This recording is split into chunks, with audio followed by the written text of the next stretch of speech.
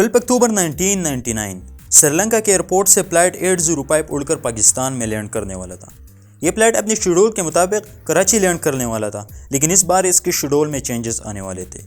Flight जब 21,000 feet की बुलंदी पर था तो इसकी डायरेक्शन को डिफरेंट पाथ में चेंज करने की कोशिश की गई। ऐसा क्या हुआ कि 3.5 आवर्स में पहुंचने वाली इस फ्लाइट ने 4 आवर एंड 15 मिनट 4 घंटे और 15 मिनट लिए। बार बार मना करने के बावजूद भी ये फ्लाइट कैसे कराची पर लैंड कर गया?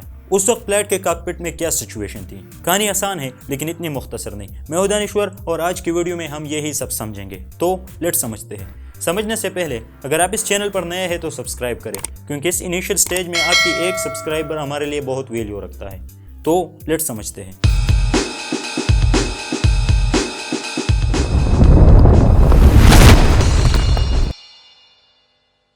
इस सारी कहानी की शुरुआत कारगिल वार से शुरू होती है, जब मुशर्रफ ने नवाज शरीफ को बताए बगैर कारगिल में सीक्रेट ऑपरेशन के लिए सोल्जर्स भेजे, जबकि उसकी दूसरी तरफ इंडियन प्राइम मिनिस्टर वाजपेयी और नवाज शरीफ पाकिस्तान और इंडिया के रिलेशन को बेहतर बनाने में मसरूफ थे। वाजपेयी ने पाकिस्तान का विजिट भी किया था और एक दोस्ती बस सर्विस भी स्टार्ट की थी, लेकिन इस ऑपरेशन की खबर लीक होते ही पाकिस्तान और इंडिया के दरमियान वार चल गई। कारगिल वार एक अलग कहानी है, वो हम किसी रोज किसी वीडियो में समझेंगे, लेकिन इस वार की इस हाईजैकिंग ड्रामे के साथ क्लोज लेंगे। नवाज शरीफ और मुशर्रफ की बहुत वजूहात की वजह से ऑलरेडी रिलेशंस खराब थे, लेकिन इस वार की वजह से उनमें मजीद इजाफा हो गया।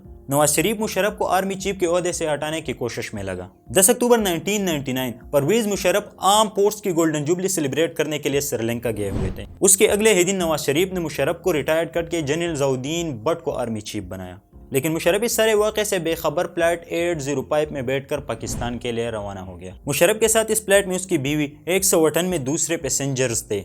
इन पैसेंजर में 50 से ज्यादा बच्चे भी थे। पाकिस्तानी टाइम के मुताबिक 5 बजे के करीब जब फ्लाइट की बुलंदी 8,000 फीट थी, मुशर्रफ की डिसमिसल की न्यूज़ टीवी पर चल चुकी थी। रनवे पर लाइट्स अप कर दिए गए थे और एयर ट्रैफिक कंट्रोल को ऑर्डर्स मिल गए थे कि फ्लाइट 805 को पाकिस्तान में लैंड नहीं करने दिया जाए। फ्लाइट जब कराची एयरपोर्ट से 1 घंटे के फासले पर था तो एयर ट्रैफिक कंट्रोल से कैप्टन सरवत को ऑर्डर्स मिले कि आप कराची लैंड नहीं कर सकते, क्योंकि वहां पर ऑलरेडी लाइट्स अप कर दिए गए हैं और ब्लॉक करने के लिए फायर ब्रिगेड्स खड़े कर दिए गए हैं। एक बार फिर से रडार रूम से कैप्टन सरवत को इन्फॉर्म किया गया कि आप पाकिस्तान के किसी भी एयरपोर्ट में लैंड नहीं कर सकते। उन्होंने डिफरेंट सिटीज के कंट्रोल टावर से रब्ते की कोशिश की, लेकिन उन्हें कहीं पर भी लैंड करने की परमिशन नहीं दी गई।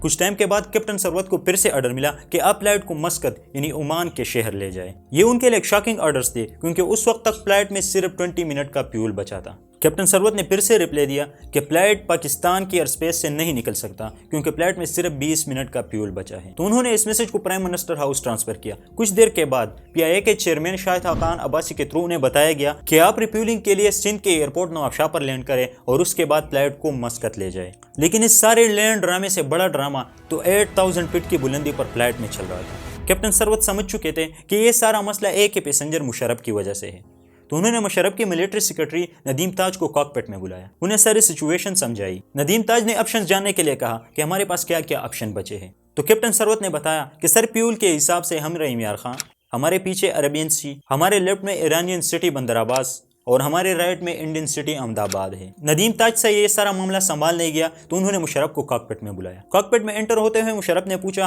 कि कैप्टन क्या मसला है? तो कैप्टन सरवत ने बताया कि sir Karachi air traffic control बिना किसी रीजन के बताए फ्लाइट को कराची पर लैंड करने नहीं दे रहे हैं। वो चाहते हैं कि फ्लाइट को 21,000 फुट की बुलंदी पर ले जाकर पाकिस्तान के एयर स्पेस से बाहर ले जाए। तो मुशर्रफ ने एयर ट्रैफिक को एक मैसेज फॉरवर्ड किया कि ये एक कमर्शियल फ्लाइट है, आप इसको किसी और कंट्री की तरफ मोड़ सकते हैं, खास करके जब फ्लाइट में फ्यूल लो हो। तो एयर ट्रैफिक कंट्रोल की तरफ से जवाब आया कि आप पाकिस्तान में लैंड नहीं कर सकते। वही सेम जवाब जिन्हें उन्हें फॉलो करने के ऑर्डर्स मिले थे प्राइम मिनिस्टर हाउस से। तो मुशर्रफ ने पायलट को एंग्री टोन में कहा कि अब सीधा कराची पर लैंड करो, इनको अच्छा लगे या ना लगे। तो पायलट ने बताया कि सर हम ऐसा नहीं कर सकते, क्योंकि कराची एयरपोर्ट्स पर लाइट अप और रनवे पर फायर ब्रिगेड्स खड़े कर दिए गए हैं। अगर हम ऐसा करते हैं तो हमारा प्लेन क्रैश होगा। मुशर्रफ को भी वो सारी ऑप्शंस बता दी गई जो इससे पहले नदीम ताज को बता दी गई थी। तो इंडियन ऑप्शन के आते हुए मुशर्रफ ने कहा, over my dead body you will go to India. Cockpit में टेंशन वाला माहौल बना रहा। तकरीबन 4-5 मिनट के इंतजार के बाद जब फ्लाइट की बुलंदी 21,000 फीट थी, एयर ट्रैफिक कंट्रोल की तरफ से एक मैसेज रिसीव हुआ कि आप नवाबशाह पर लैंड करें, वहां से रिफ्यूलिंग करके फिर मस्कत जाए। तो फ्लाइट को नवाबशाह की तरफ मोड़ लिया गया। फ्लाइट नवाबशाह की तरफ बढ़ रहा था। तकरीबन आधा रास्ता तय कर चुका था कि एयरक्राफ्ट रेडियो पर एक आवाज़ सुनने को मिली। आप डायरेक्ट इसको कराची एटीसी के साथ थ्रू कर दें। एटीसी को कांटेक्ट कर लो sir. Aircraft he will be guided by the ATC in Karachi. Right sir, but he is saying that he is planning and he said I will let you know. You just tell the pilot to get directly in touch with ATC Karachi. ये आवाज़ actual में major general Iftikhar की थी, Karachi division के एक commander. उन्होंने अपने soldiers की मदद से कराची एयरपोर्ट को कब्जा कर लिया था। कंट्रोल टावर पर उनका कब्जा था।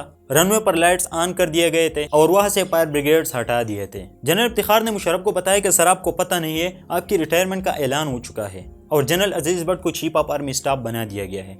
लेकिन आप फिक्र ना करें, सब कुछ आर्मी के कंट्रोल में है, आप सिर्फ कराची पर लैंड करें। मुशर्रफ पायलट की तरफ मुड़े और पूछा कि क्या हम कराची पहुंच सकते हैं? तो पायलट ने जवाब दिया कि सर हम कराची पहुंच सकते हैं, लेकिन आपको क्विक डिसीजन लेना होगा। तो मुशर्रफ ने जवाब दिया कि हम कराची ही लैंड करेंगे। तो फ्लाइट को वापस से कराची की तरफ मोड़ लिया गया। इस बार रनवे खाली थी, एयरपोर्ट पर लाइट्स ऑन थे और फ्लाइट सही सलामत कराची लैंड कर गया। फ्लाइट ने जब कराची एयरपोर्ट पर लैंड किया तो सिर्फ 7 मिनट की फ्यूल बची थी। सब कुछ आर्मी के कंट्रोल में था, मुल्क में माशाल्लाह लग चुका था, लेकिन सिर्फ मुशर्रफ की स्पीच की देरी थी। उसके बाद मुल्क में क्या क्या हुआ और सुप्रीम कोर्ट ने इस केस को कैसे हैंडल किया, वो सब हम अगली वीडियोज़ में समझेंगे। तो तब तक के लिए इस चैनल को सब्सक्राइब करें। मिलते हैं नेक्स्ट वीडियोज़ में।